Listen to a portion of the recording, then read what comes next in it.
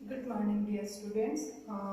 हम coordination compound पढ़ रहे हैं केमिस्ट्री में क्लास 12 का। और कोऑर्डिनेशन कंपाउंड में हम दो टॉपिक कंप्लीट कर चुके हैं। कोऑर्डिनेशन कंपाउंड या फिर उपसंयोजक यौगिक में हम क्या कर चुके हैं, दो टॉपिक कंप्लीट कर चुके हैं। जो हमारा योगात्मक यौगिक का था, मतलब संकुल यौगिक आए कहाँ से, किस तरह से हमने उनको डिफाइन किया है स्टार्टिंग में, कौन से योगात्मक कंपाउंड होते हैं, उनमें से कौन सा भाग संकुल यौगिक का होता है, ये हम देख चुके थे। इसके बाद हमने वर्नर सिद्धांत भी देख लिया था, जिसके आधार पर सबसे पहले कोऑर्डिनेशन कंपाउंड के गुणों को देखा गया था। अब इसके बाद कोऑर्डिनेशन कंपाउंड में उपसंयोजक यौगिक में जब मैंने फर्स्ट इसमें इस चैप्टर में टॉपिक्स बताए थे, तो टॉपिक्स में बताया था कि जो नेक्स्ट आता है वो हमारा पॉइंट आता है क्या, उपसंयोजक यौगिकों से उपसंयोजक यौगिकों से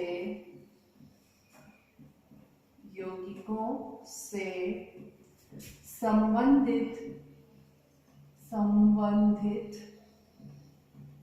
कुछ मुख्य परिभाषाएं। अब इनसे रिलेटेड जो मुख्य परिभाषाएं हैं वो हमें देखनी है, और इनमें से कुछ परिभाषाएं ऐसी हैं जो एज इट इज एग्जाम में वैसी की वैसी पूछी जाती है जैसा उनका नाम होता है। क्लियर है? तो अब सबसे पहले हम यही बात करते हैं। मैंने आप लोगों को दो नाम बताए होंगे पढ़ाते टाइम पे कि संकुल यौगिक भी बोलती हूँ कभी कभी, और कभी कभी क्या बोलते हैं, उपसंयोजक यौगिक भी बोलते हैं। मतलब दोनों नाम काम में लेते हैं हम, संकुल यौगिक भी और उपसंयोजक यौगिक भी। तो ये क्या थ्योरी है, तो वो क्या है कि जब स्टार्टिंग में वर्नर ने क्या किया, जो अणु वियोजित नहीं हो रहे, जो यौगिक बने हुए हैं अणुओं के आपस में मिलकर के वो वियोजित नहीं हो रहे, टूट नहीं रहे, तो उनको क्या नाम दिया गया, संकुल यौगिक दिया गया, मतलब कॉम्प्लेक्स कंपाउंड दिया गया। वो कॉम्प्लिकेटेड थे इसलिए क्या बोल दिया गया, कॉम्प्लेक्स कंपाउंड बोल दिया गया। लेकिन जैसे ही इस पे रिसर्च हुए, आगे इसके गुणों की व्याख्या हुई, तो आईपीएससी जो जिसके द्वारा हम नामकरण पद्धति वगैरह पढ़ते हैं, international union of pure and applied chemistry जो है, उसके द्वारा इसके लिए एक अलग से परिभाषा दी गई। तो उसमें क्या कहा गया कि जैसे मान लो कोई भी अणु या आयन है, स्पेशली हम इसको क्या मानते थे, धातु, मतलब कोई भी अणु या आयन जिसको हम स्पेशली क्या मानते हैं, धातु। सामान्यतः जो धातु होती है वो धातु किसी अन्य अणु अथवा आयन से, अन्य अणु हम मान सकते हैं, कोई ए है, मान लिया इसकी संख्या कितनी, 4, और कोई आयन है, मान लिया कितने हैं, 2। ठीक है, कोई अन्य अणु अथवा आयन से जब डायरेक्टली बंधे हुए रहेंगे, सीधे बंधित रहेंगे, तो जो यौगिक बनेगा उसी को उसने क्या नाम दिया, उपसंयोजक यौगिक या उपसंयोजक प्रजाति। अब इसी उपसंयोजक प्रजाति में अलग अलग नाम डिफाइन किए गए।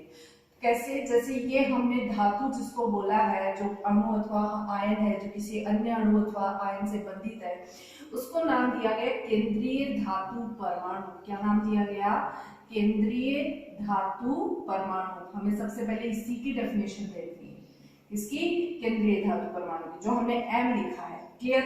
उसके बाद इस केंद्रीय धातु परमाणु से जो अन्य परमाणु अथवा आयन जुड़े हुए हैं उनको नाम दिया गया क्या, लिगेंड, जो धनात्मक भी हो सकते हैं, ऋणात्मक भी हो सकते हैं और उदासीन भी हो सकते हैं। ठीक है, तो इससे जुड़े हुए जो अन्य अणु अथवा आयन थे उनको नाम क्या दिया गया, लिगेंड। क्लियर? और ये जो है, ये वाला भाग, इसके बाहर भी तो जैसे हमने स्टार्टिंग में जब वर्नर थ्योरी पढ़ी थी तो वहां क्लोराइड आयन देखे थे बाहर की तरफ। तो यहाँ पे जो ये Y है, या फिर किसी और कंपाउंड में जैसे मान लो यहाँ X है, ये Y मान लो 2 है, कुछ भी मान सकते हैं, और इसी तरह से ये Ma6 ही कर लेते हैं, ये क्या है, 3 है, X3Ma6, इस तरह का कंपाउंड है।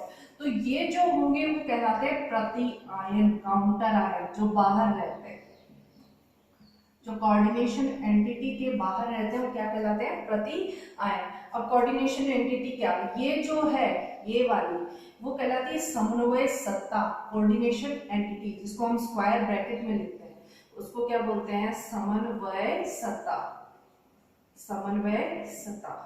क्लियर है। ये कुछ इसके नाम है अलग अलग जिनको हमें अलग अलग डिफाइन करना है, इनकी डेफिनेशंस लिखनी है, ये सारी चीजें इसके अंदर आएंगी। तो हम किस किस के बारे में बात करेंगे, धातु के बारे में बात करेंगे जिसको केंद्रीय धातु परमाणु बोलेंगे। इस परमाणु से जुड़े हुए जो अणु अथवा आयन हैं उनके बारे में बात करेंगे जिन्हें हम लिगेंड बोलेंगे। और इन अणुओं के जो जिसको हम संकुल यौगिकों जिसमें लिखते हैं बड़े से कोष्टक में उसको समन्वय सत्ता बोलेंगे, उसके बारे में बात करेंगे।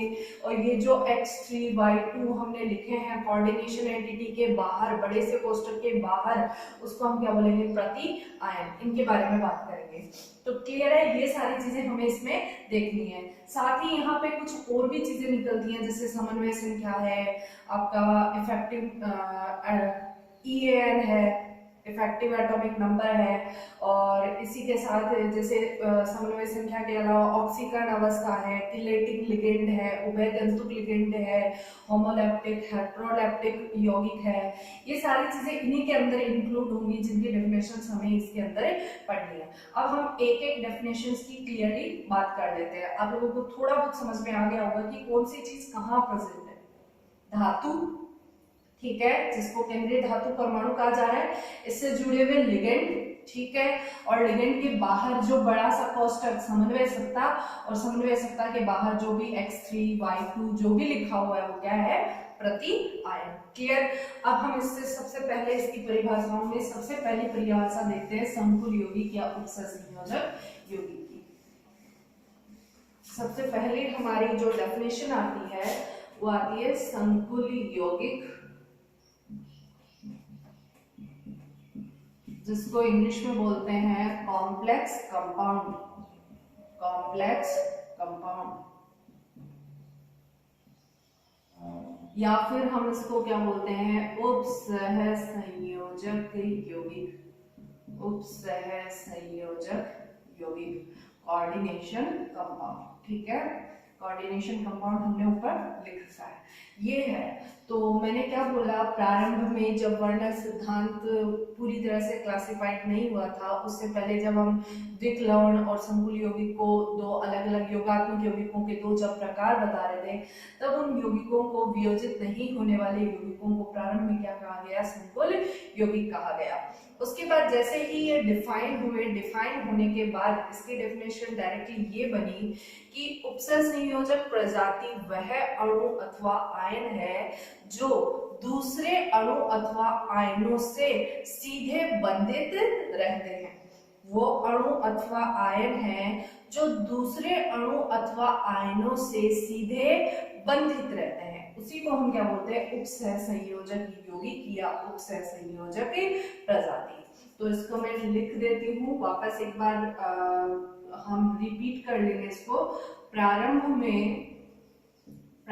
में वियोजित नहीं होने वाले, वियोजित नहीं होने वाले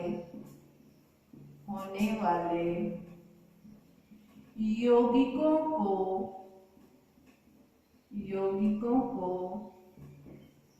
संकुल यौगिक कहा जाता था। ठीक है, नेक्स्ट लिखेंगे, आयुपैक के अनुसार, IUPAC का पूरी फॉर्म मैंने अभी बताई थी, international union of pure and applied chemistry, ठीक है, के अनुसार उपसह संयोजक, इन्होंने ही इसको संकुल यौगिक को क्या नाम दिया, उपसह संयोजक। उपसह संयोजक प्रजाति वह है जिसमें एक अणु अथवा आयन सामान्यतः क्या होगा, धातु,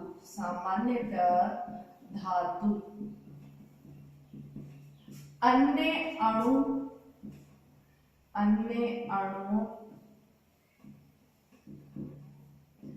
अथवा आयनों से सीधे बंधित रहता है, उपसह संयोजक यौगिक कहलाता है। ठीक है, उपसह संयोजक प्रजाति क्या होगी? वो होगी जिसमें एक अणु अथवा आयन, सामान्यतः क्या होगी? धातु होगी, जिसको हम एम से रिप्रेजेंट करते हैं। अन्य अणुओं को हम यहाँ मान लेते हैं क्या? ए, और आयनों को हम यहाँ मान लेते हैं क्या? बी। कोष्टक में कैपिटल ए और कैपिटल डी लिख लेना साथ में। क्लियर है? तो अन्य अणु अथवा आयनों से सीधे बंधित रहेंगे, उसी को हम क्या बोलेंगे? उपसह संयोजक यौगिक। हम इसकी एग्जांपल देख लेते हैं, जैसे मैंने अभी लिखा था Ma4B2 या फिर Ma3B3। ठीक है, या केवल कोई अणु भी हो सकता है, जैसे हम मान सकते हैं Ma4। ठीक है, मतलब वो चतुष्फलकीय वर्ग समतलीय ज्यामिति वाला भी हो सकता है, या फिर कोई आयन भी हो सकता है केवल, जिसको हम मान सकते हैं Mb6। क्लियर है? तो इस तरह से ये जो होगा वो उनके साथ में कुछ होगा, और इनका जो चार्ज होगा वो यहाँ लगा हुआ होगा इस जगह पे। अगर चार्ज नहीं लगा हुआ होगा तो काउंटर आयन लिखे हुए होंगे। क्लियर है? तो ये जो है वो इसके कुछ एग्जांपल्स हो गए, हम इस तरह से इसको नोट कर लेंगे। उसके बाद नेक्स्ट जो हम इसमें बात कर रहे हैं, मैंने इसमें सबसे पहले किसको बताया? केंद्रीय धातु परमाणु को। तो हम सबसे पहले इसी के डेफिनेशन की बात करेंगे उपसह संयोजक यौगिक के जस्ट बाद। ये आप नोट डाउन कर लेना, अगर नहीं लिखा गया तो वीडियो पॉज करके नोट डाउन कर लेना। तो हम नेक्स्टली इसमें बात करते हैं किसकी? केंद्रीय धातु परमाणु की। अब देखो केंद्रीय धातु परमाणु होगा क्या, इसको वेल डिफाइन कैसे करेंगे वो देखते हैं। जैसे हमने इसमें एक एग्जांपल लिखा था Ma4 वाला, तो मैं उसको कुछ इस तरह से रिप्रेजेंट करती हूँ, जैसे वो आपको सुटेबली समझ में आ जाए। Ma4 और ये आपका B2 वाला एग्जांपल, जिसको हम अष्टफलकीय 6 परमाणु जुड़े हुए तो अष्टफलकीय ज्यामिति में रिप्रेजेंट करते हैं। अब केंद्रीय धातु परमाणु कौन सा है? ये है। ठीक है, तो इसके लिए क्या आएगा? वह अणु अथवा आयन जो धातु है जो अन्य अणुओं अथवा आयनों से इलेक्ट्रॉन युग्म को ग्रहण करता है। ये एरोज किसकी तरफ है? अंदर की तरफ है। इसका मतलब ये क्या कर रहा है? इनके द्वारा जो इलेक्ट्रॉन युग्म है जो इनके पास इलेक्ट्रॉन युग्म है, उस इलेक्ट्रॉन युग्म को ये वाला परमाणु क्या कर रहा है? परमाणु अथवा आयन क्या कर रहा है? ग्रहण कर रहा है। क्लियर है? तो ये परमाणु अथवा आयन क्या है? केंद्रीय धातु परमाणु। तो डेफिनेशन क्या हो जाएगी? वह परमाणु अथवा आयन, ब्रैकेट में वही सामान्यतः क्या लिखेंगे? धातु। वह परमाणु अथवा आयन सामान्यतः धातु जो अन्य अणुओं अथवा आयनों से, बाहर जो थे वो क्या थे? अणु अथवा आयन, जो अन्य अणुओं अथवा आयनों से इलेक्ट्रॉन युग्म को ग्रहण करते हैं, वो क्या कहलाते हैं? आपके केंद्रीय धातु परमाणु कहलाते हैं। तो हम यहाँ पे डेफिनेशन लिख देते हैं सेकंड किसकी? केंद्रीय धातु परमाणु की। केंद्रीय धातु परमाणु, केंद्रीय धातु परमाणु की। इसमें लिखेंगे कि वह परमाणु अथवा आयन, वह परमाणु अथवा आयन सामान्यतः धातु जो अन्य अणुओं अथवा आयनों से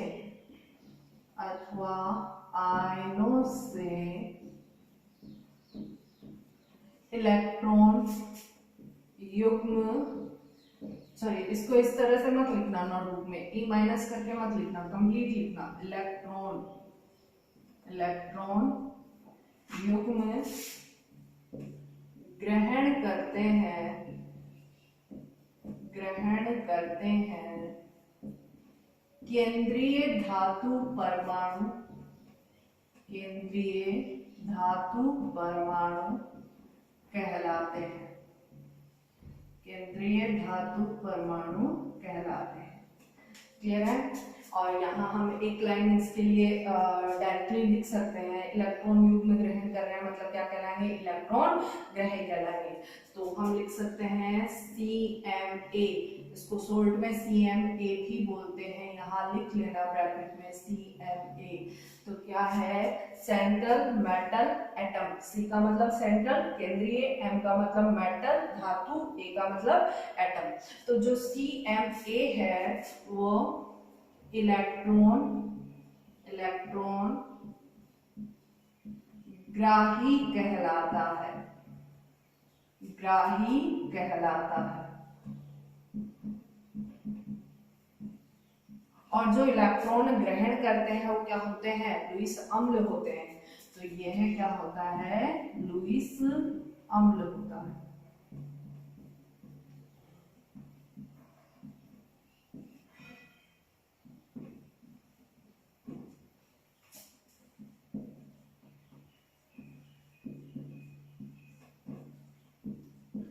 ठीक है, यह लुईस अम्ल की भांति व्यवहार करता है। उसके बाद नेक्स्ट इसमें जो हमारी नेक्स्ट डेफिनेशन आती है वो आती है लिगेंड की। पर वापस इसको एक बार समझ लीजिए क्या है, यहाँ पे ये चीजें ध्यान रखना है। ये क्या है, परमाणु अथवा आयन। कोई भी परमाणु होगा, परमाणु जैसे हम मान सकते हैं कोबाल्ट है, आयरन है, स्केनेडियम है। स्पेशली जो होते हैं वो क्या होते हैं, आपके संक्रमण धातुएं होती हैं। हमने डी ब्लॉक में इस चीज को पढ़ा भी था, संकुल यौगिकों। तो जो सामान्यतः जो होते हैं वो क्या होते हैं, संकुल यौगिकों में धातुएं होती हैं, और वो धातुएं भी आपकी संक्रमण धातुएं या अंतर संक्रमण धातुएं स्पेशली इनके अंदर आती हैं। तो तुम्हारे जो सिलेबस में है वो कौन सी है, सिर्फ संक्रमण धातुएं हैं। इसलिए तुम्हें यही ध्यान में रखनी है कि केंद्रीय धातु परमाणु के रूप में क्या होंगी, आपके संक्रमण धातुएं होंगी, जो परमाणु के रूप में हो सकती है या आयन के रूप में हो सकते हैं। जैसे ये है परमाणुिक फॉर्म में, या फिर हम इसको बोल सकते हैं कुछ इस तरह से हो सकता है Fe3+, Fe2+। ये हमें दिखेगा नहीं Fe3+ में या 2+ में, हम ऑक्सीकरण अवस्था से इसको निकाल सकते हैं कि ये आयन की फॉर्म में या परमाणु के रूप में। मतलब इसकी ऑक्सीकरण अवस्था अगर 0 आती है तो वो किसकी फॉर्म में होगा, परमाणु के रूप में। और अगर उस पे ऑक्सीकरण अवस्था कुछ ना कुछ आती है, 1 2 3 4 कुछ भी आती है, तो वो किस में होगा, आयन के रूप में होगा। तो ये चीज ध्यान रखना कि वो परमाणु अथवा आयन, या तो ये परमाणु होगा या क्या होगा, आयन होगा। सामान्यतः क्या लिख रहे हैं, धातु। ठीक है, जो अन्य अणुओं अथवा आयनों से, अब मैंने यहाँ अणु क्यों लिखा, क्योंकि इससे जुड़ने वाले जो यौगिक हैं वो लिगेंड के रूप में, अणु के रूप में हो सकते हैं।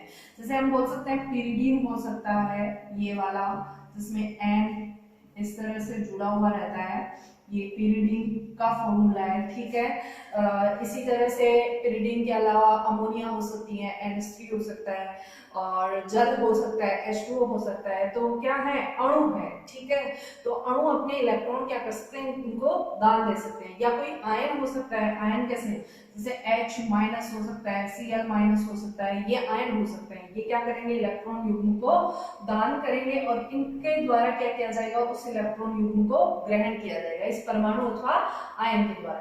तो इलेक्ट्रॉन ग्रहण करेंगे वही क्या कहलाएंगे, आपके केंद्रीय धातु परमाणु। और ये इलेक्ट्रॉन ग्राही कहलाता है और लुईस अम्ल की भांति व्यवहार करता है। क्लियर है? अब दूसरी हम बात करते हैं लिगेंड की।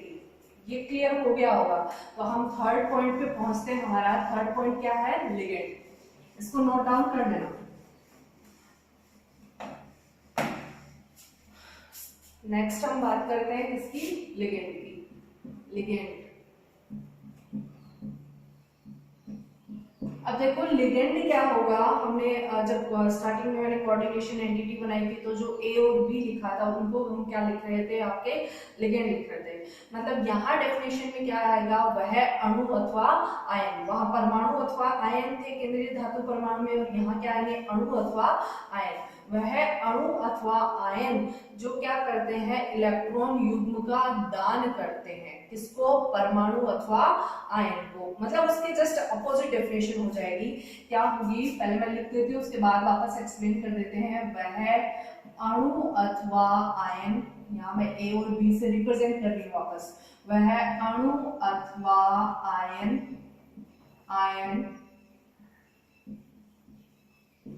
जो अपना इलेक्ट्रॉन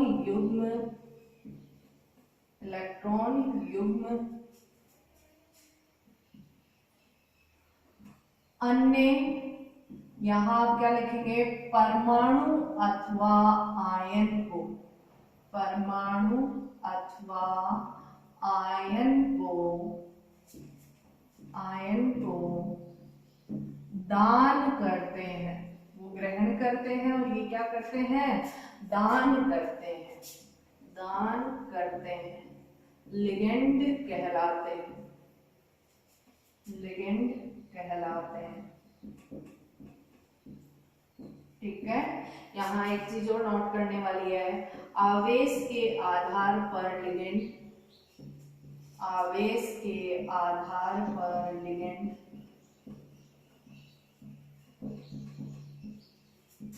ऋणात्मक, धनात्मक एवं उदासीन होते हैं,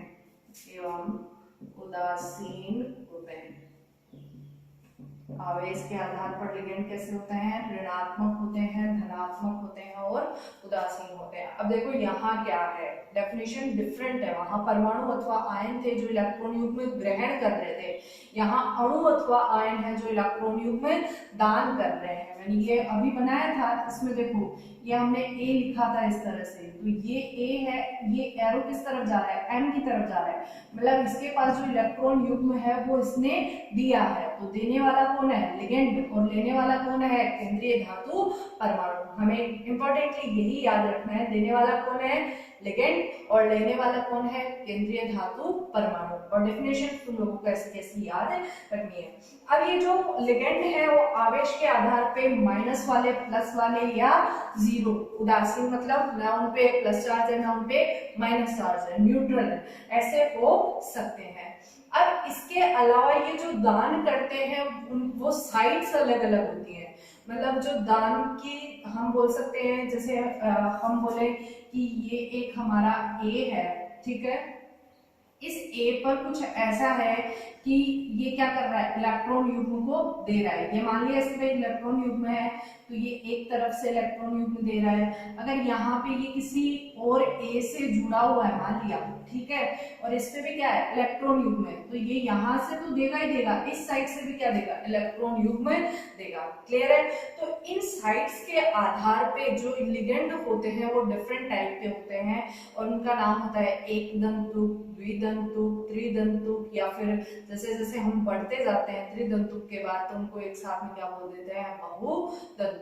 तो दाता सतहों के आधार पे, ये दाता सतह है, ठीक है, तो इन दाता सतहों के आधार पे क्या होगा, जो आपके लिगेंड होंगे वो विभिन्न प्रकार के होते हैं। क्लियर है, तो मैं नेक्स्ट इसमें यही लिख रही हूँ, क्या है ये कि दाता साइड लिख दूं ज्यादा बढ़िया रहेगा, दाता साइड के आधार पर लिगेंड निम्न प्रकार के होते हैं,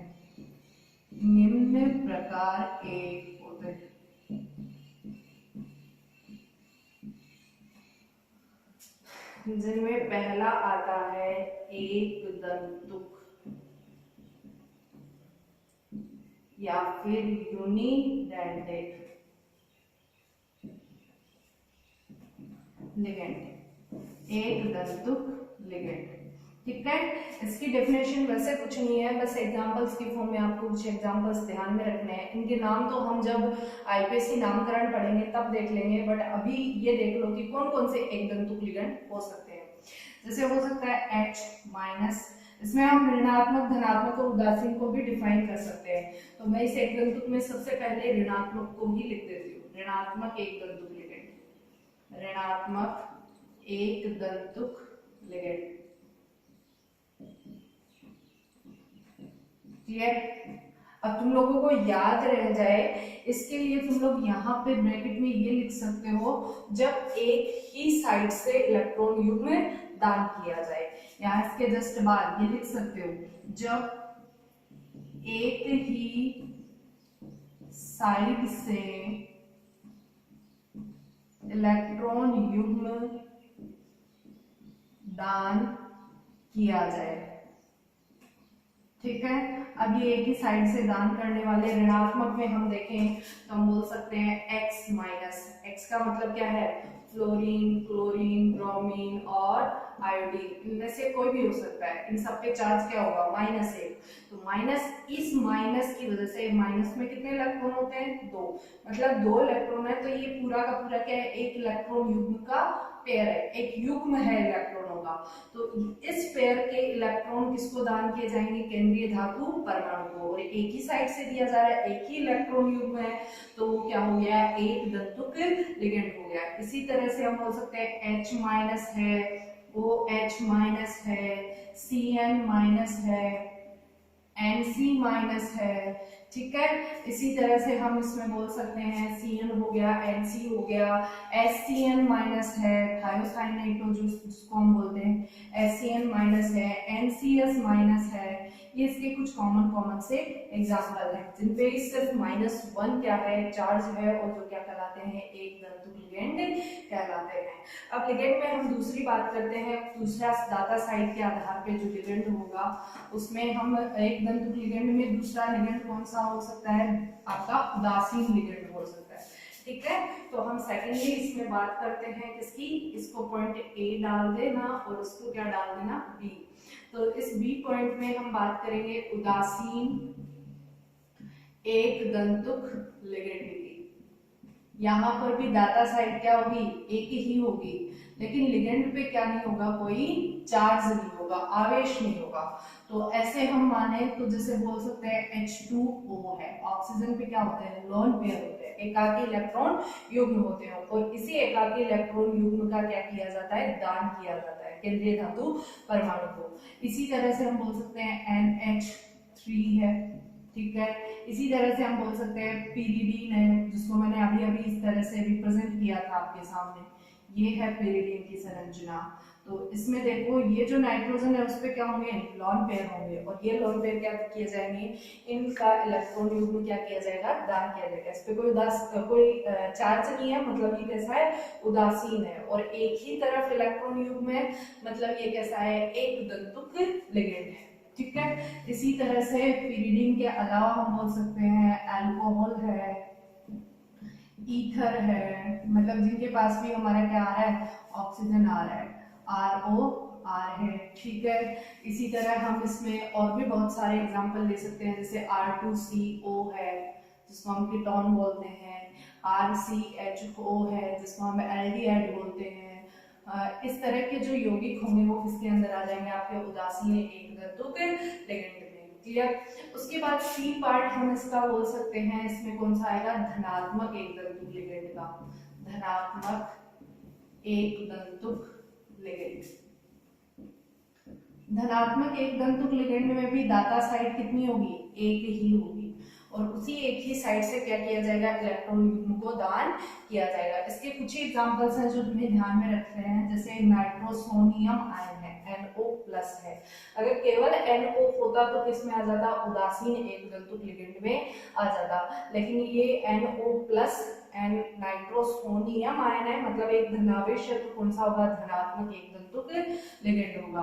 इसी तरह हम बोल सकते हैं NH2 NH3 जो आपका एमीन है, हाइड्रेजीन है, इसको हम NH3 को क्या बोलते हैं, हाइड्रेजीन बोलते हैं। इसमें से एक हाइड्रोजन गायब हो गया तो ये क्या बन गया, हाइड्रोजीनियम आयन बन गया। ठीक है, तो ये हाइड्रोजीनियम आयन है। ये कुछ एग्जांपल्स किसके हो गए, धनात्मक एक दंतुक लिगेंड के, जो तुम्हें ध्यान में रखने हैं। धनात्मक में इतने ज्यादा तुम्हें ध्यान में नहीं रखने। उसके बाद हम बात करते हैं द्विदंतुक लिगेंड की। अब हमने एक दंतुक लिगेंड किसको कहा, जब एक ही साइड से क्या किया जाए, इलेक्ट्रॉन युग्म का दान किया जाए। जब इलेक्ट्रॉन युग्म दान करने वाली साइड कितनी हो, 2 हो, तो उसको हम क्या बोल देंगे, द्विदंतुक लिगेंड। तो दाता साइड के आधार पे दूसरा जो हमारा भाग आता है ऋणात्मक किसका आता है, द्विदंतुक लिगेंड का आता है। तो सेकंड आप लिखोगे द्विदंतुक लिगेंड, द्विदंतुक मतलब bidentate, bidentate ligand. Bidentate ligand में क्या है, जब इलेक्ट्रॉन युग्म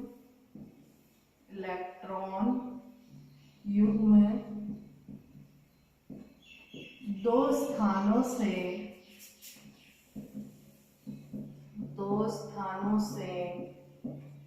एक साथ दान किया जाता है, ठीक है। इसमें भी हम ऋणात्मक, उदासीन और सबकी बात करेंगे।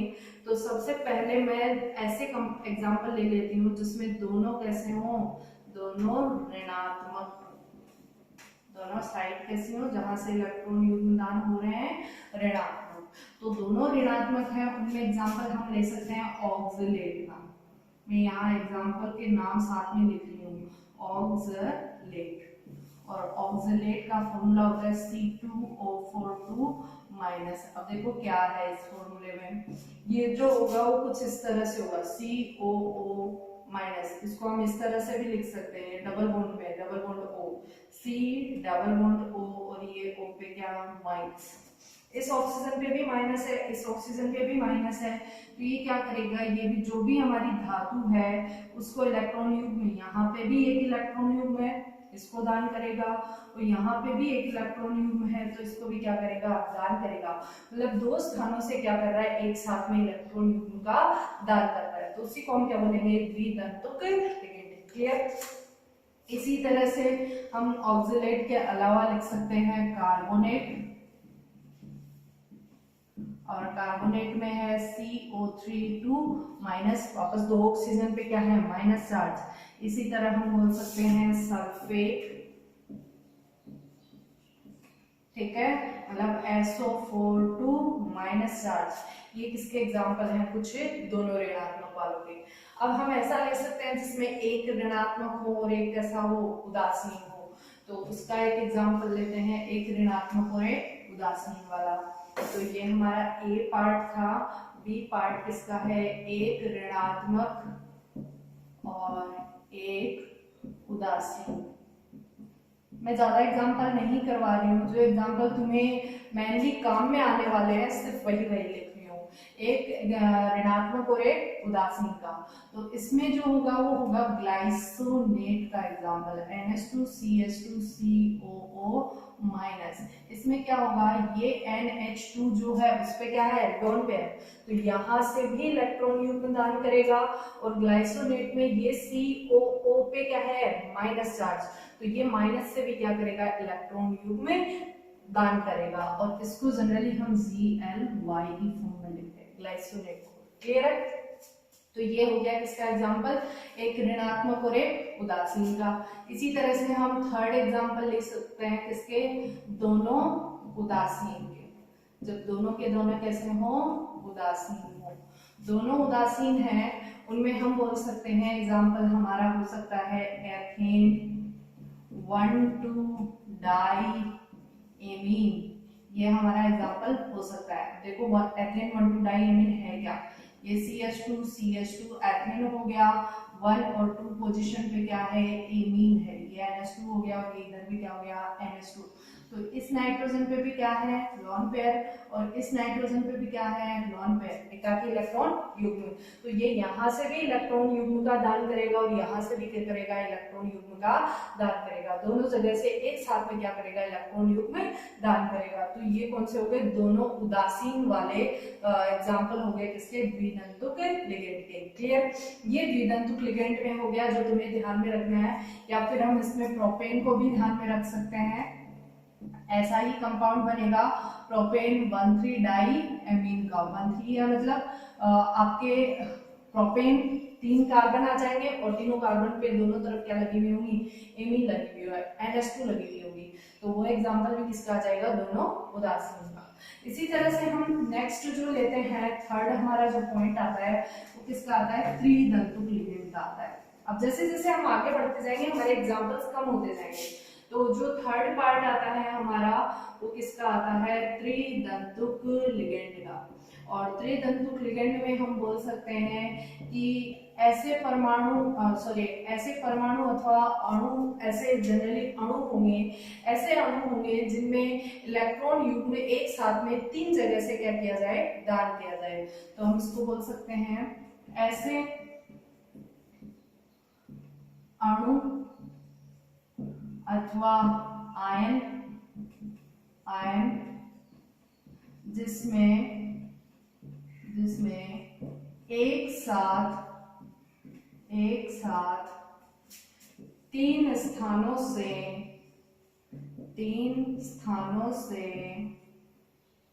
इलेक्ट्रॉन युग्म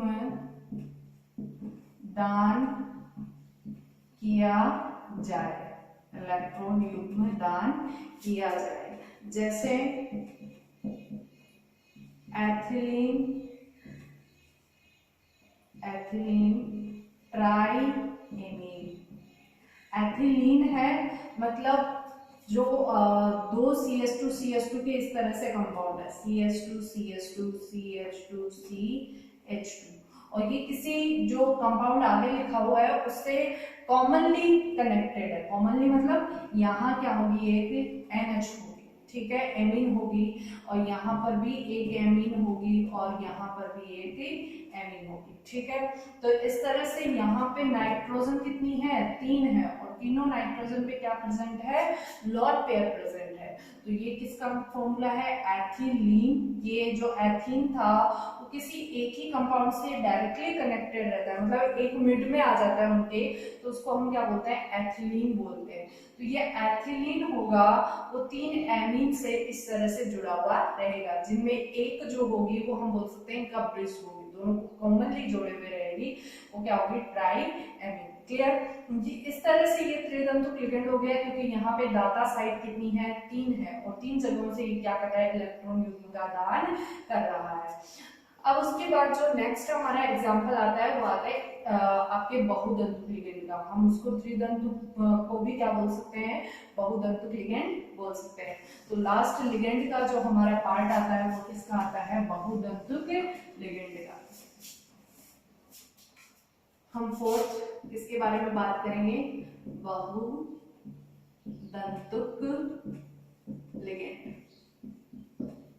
बहुदंतुक लिगेंड में क्या होगा, बहुदंतुक लिगेंड में हम ये बोलेंगे कि ऐसे अणु अथवा आयन जो 2 या 2 से अधिक स्थानों से क्या करते हैं, एक साथ इलेक्ट्रॉन युग्म का दान करते हैं। कौन सा लिगेंड होंगे, बहुदंतुक लिगेंड होंगे। और इसका भी तुम्हें एक ही एग्जांपल मेनली जो याद रखना है, उस एग्जांपल को तुम्हें याद ही नहीं रखना, उसका फॉर्मूला, उसका नाम कंप्लीट वो भी पूरी तरह से याद रखना है। क्लियर है ना।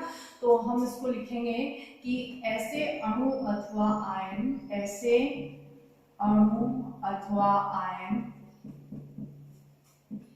जो 2 या 2 से अधिक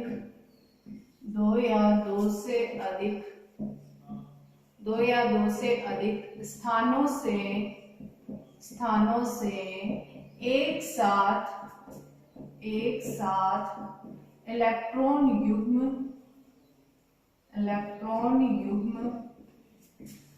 को दान करते हैं, बहुदंतुक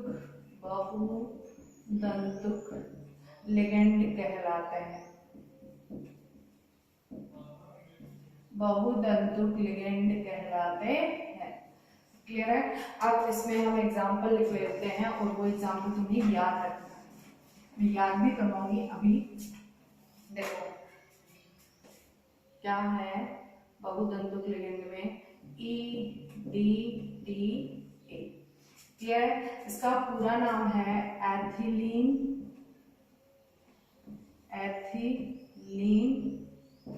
डाइएमीन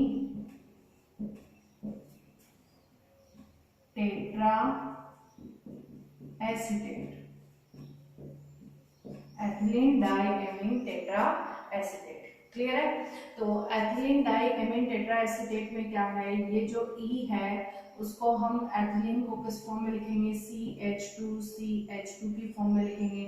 और ये जो एथिलीन होगा वो डाइएमीन से क्या होगा, डायरेक्टली कनेक्टेड होगा, और इस पे क्या होगा, टेट्रा मतलब 4 क्या जुड़े होंगे, एसीटेट कंपाउंड जुड़े होंगे, CH2COO minus CH2COO minus CH2COO minus CH2COO minus. Clear है? तो देखो यहाँ पे साइड कितनी है, 2 या 2 से ज्यादा है। ज्यादा कैसे है, 4 तो माइनस दिख ही रहे होंगे डायरेक्टली, तो ये 4 तो साइड है ही है, इसके अलावा 2 नाइट्रोजन की साइड और है। ठीक है, तो ये नाइट्रोजन की साइड से भी इलेक्ट्रॉन युग्म दान करेंगे और ऑक्सीजन की साइड से भी इलेक्ट्रॉन युग्म दान करेंगे। क्लियर है ना? अब यहाँ पे एक चीज पीछे थोड़ा सा कंफ्यूजन में आ गई है, उसको मैं वापस रिपीट कर देती हूँ, थोड़ा सा ध्यान रखना। त्रिदंतुक लिगेंड में जो हमने लिखा था उसको लिखना डाइएथिलीन। डाइएथिलीन क्यों? क्योंकि हमने 2 एथिलीन को किससे कनेक्ट किया था, एमीन से कनेक्ट किया था, डाइएथिलीन ट्राइएमीन। उसको थोड़ा सा करेक्ट कर लेना। क्लियर है? जो क्या था, CH2 और यहाँ NH, ये CH2 और ये NH2 और ये भी NH2, ये डाई एथिलीन इस तरह से 2 एथिलीन है, इसलिए इसके पहले नाम के पहले डाई लगा देगा। क्लियर है? और यहाँ पे क्या है, केवल एक एथिलीन है जो नाइट्रोजन को किसी और से कनेक्ट कर रही है। तो यहाँ नाइट्रोजन 2 जगह तो ये हो गई बहुतंतुक लिगेंड में, और 4 जगह हो गई, ये ऑक्सीजन की, ये ऑक्सीजन की, ये ऑक्सीजन की और ये ऑक्सीजन की। अब याद रखने का तरीका, EDTA है, नाम याद रह जाएगा। E का मतलब एथिलीन, D का मतलब डाइएमीन, T का मतलब टेट्रा और A का मतलब acetate. Ethylene diamine tetra acetate, EDTA। जब भी एग्जाम में लिखा हुआ होगा तो यही कंपाउंड लिखा हुआ होगा, आपको नाम नहीं मिलेगा और ना ही ये मिलेगा। या तो तुम्हें आईपीएससी नोमेनक्लेचर में लिखना होगा तो वहां पे ये नाम याद रहना चाहिए, या फिर फॉर्मूला याद रहना चाहिए। तो नाम से फॉर्मूला डायरेक्टली याद रह जाता है। क्या है, एथिलीन है, एथिलीन है मतलब कार्बन कितने हैं, 2, CH2। फिर क्या है, डाइएमीन है, तो एथिलीन है, इसका मतलब वो क्या कर रही है, किसी नाइट्रोजन से डायरेक्टली कनेक्टेड है। डायरेक्टली कनेक्टेड है तो 2 नाइट्रोजन क्या आ जाएंगी, एथिलीन पे आ जाएंगी। इस CH2 पे भी एक नाइट्रोजन और इस CH2 पर भी एक नाइट्रोजन। क्लियर? उसके बाद टेट्रा एसीटेट। एसिटिक अम्ल का फॉर्मूला होता है CH3COOH, इसको बोलते हैं। अब ये एसीटेट आयन है, इसका मतलब इसका हाइड्रोजन गायब है और हाइड्रोजन की जगह पे क्या रखा है, ऑक्सीजन पे माइनस आ रखा है। अब इस एसीटेट आयन को जब नाइट्रोजन से कनेक्ट करना है तो ये किससे कनेक्ट होगा, कार्बन से, और कार्बन की वैलेंसी कितनी होती है, 4। तो यहाँ ये अपनी वैलेंसी कंप्लीट करने के लिए हम इसको ऐसे लिख सकते हैं, H H H, इस तरह से लिख सकते हैं। जब ये बॉन्डिंग करेगा तो बॉन्डिंग के टाइम में ये हाइड्रोजन यहाँ से बाहर निकल जाएगा, मतलब जो CH3 था वो कन्वर्ट हो गया किसमें, CH2 में, और COO माइनस। क्लियर? तो ये CH2CO माइनस एक नाइट्रोजन पे कितने जुड़े हुए होंगे, 2। यहाँ डाइएमीन है और डाइएमीन पे टेट्रा एसीटेट है, तो एक नाइट्रोजन पे 2 एसीटेट आयन और दूसरी नाइट्रोजन पे भी 2 एसीटेट आयन। क्लियर? ये सिंपल सा इसका फॉर्मूला है जो इम्पोर्टेंटली तुम्हें क्या करना है, याद रखना है। क्लियर? अब आज की क्लास यही बच्चों कंप्लीट करते हैं। इस क्लास में वैसे डायरेक्टली पूछने वाला कोई क्वेश्चन नहीं आया है, बाकी तुम्हें डेफिनेशंस याद रखनी है। वैसे डेफिनेशंस याद रखनी है और लिगेंड और केंद्रीय धातु परमाणु होते क्या है ये तुम्हें पता होना चाहिए। नेक्स्ट क्लास में हम पहले लिगेंड की ही बात करेंगे, जिनमें किलेट लिगेंड आते हैं, उभयदंतुक लिगेंड आते हैं। उन लिगेंडों को देखेंगे कि वो लिगेंड कौन से होते हैं या फिर हम उनको डिफाइन कैसे करते हैं, और उसके बाद जो समन्वय संख्या, समन्वय सत्ता, ऑक्सीजन संख्या की बातें आती हैं वो क्लियरली करेंगे। तो आज की क्लास यहीं कंप्लीट करते हैं। Thank you so much.